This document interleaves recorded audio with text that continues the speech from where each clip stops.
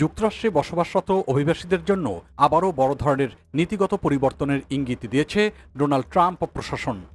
এবার লক্ষ্যবস্তু কাজের অনুমতিপত্র বা এমপ্লয়মেন্ট অথরাইজেশন ডকুমেন্ট, সংক্ষেপে ইএডি। নতুন এক প্রস্তাবিত নিয়ম কার্যকর হলে প্রায় 10 লাখ অভিবাসী তাদের বৈধভাবে কাজ করার সুযোগ হারাতে পারেন বলে আশঙ্কা তৈরি হয়েছে।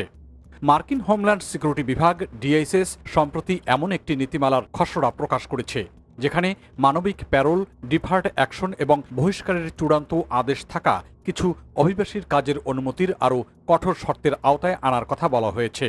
বিষয়টি নিয়ে এরই মধ্যে অভিবাসী অধিকার সংগঠন, ব্যবসায়ী মহল এবং আইনজীবীদের মধ্যে ব্যাপক আলোচনা শুরু হয়েছে। প্রস্তাবিত নিয়ম অনুযায়ী ভবিষ্যতে অনেক অভিবাসীকে কাজের অনুমতি পেতে অর্থনৈতিক প্রয়োজনীয়তা প্রমাণ করতে হবে। এছাড়া কঠোর ব্যাকগ্রাউন্ড যাচাইয়ের মধ্য দিয়ে যেতে হবে এবং আবেদনগুলো আলাদাভাবে মূল্যায়ন করা হবে। শুধু তাই নয়, অনেক ক্ষেত্রেই ওয়ার্ক পারমিটের মেয়াদ 1 বছরের বেশি দেওয়া হবে না। আরও একটি গুরুত্বপূর্ণ পরিবর্তন হল, যেসব ব্যক্তি বর্তমানে বহিষ্কারের আদেশ পাওয়ার পরও বিশেষ তত্ত্বাবধানে যুক্তরাষ্ট্রে অবস্থান করছেন, তাদের বেশিরভাগের কাজের অনুমতি বাতিল করা হতে পারে। কেবলমাত্র সেই সব ক্ষেত্রে ব্যতিক্রম রাখা হবে যেখানে কোনো দেশ সংশ্লিষ্ট ব্যক্তিকে ফেরত নিতে রাজি নয় বা বিশেষ মানবাধিকার সুরক্ষা প্রযোজ্য হয়।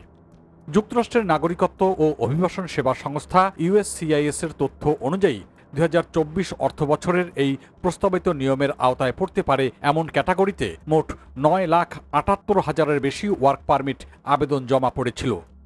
এর মধ্যে প্রায় 7,92,000 ছিল মানবিক প্যারোলধারীদের আবেদন। বিশ্লেষকরা বলছেন, এই পদক্ষেপ ট্রাম্প প্রশাসনের বৃহত্তর অভিবাসন নীতিরই অংশ।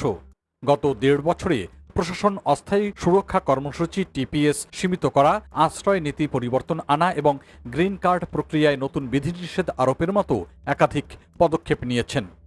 অন্যদিকে ন্যাশনাল ইমিগ্রেশন ফোরামের প্রধান জেনি মারে সতর্ক করে বলেছেন, বৈধভাবে কাজ করতে আসা হাজার হাজার অভিবাসীর অনুমতি ঝুঁকিতে ফেললে যুক্তরাষ্ট্রের ব্যবসা প্রতিষ্ঠানগুলো ঝুঁকির মুখে পড়তে পারে। অন্যদিকে ন্যাশনাল ইমিগ্রেশন ফোরামের প্রধান জেনি মারে সতর্ক করে বলেছেন, বৈধভাবে কাজ করা হাজার হাজার অভিবাসীর অনুমতি ঝুঁকিতে ফেললে যুক্তরাষ্ট্রের ব্যবসা প্রতিষ্ঠানগুলো ক্ষতির মুখে পড়তে পারে।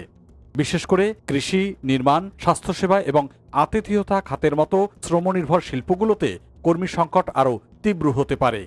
ডিএইচএস এর নিজস্ব হিসাবেও এই নীতির অর্থনৈতিক প্রভাব কম নয়।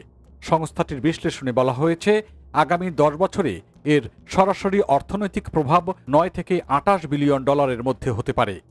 কর্মসংস্থান হ্রাস, কর রাজস্ব কমে যাওয়া এবং নতুন প্রশাসনিক ব্যয় এর অন্যতম কারণ। তবে প্রশাসনের দাবি, এই পদক্ষেপের মাধ্যমে মার্কিন নাগরিক এবং বৈধ স্থায়ী বাসিন্দাদের জন্য আরও বেশি কর্মসংস্থানের সুযোগ তৈরি হবে।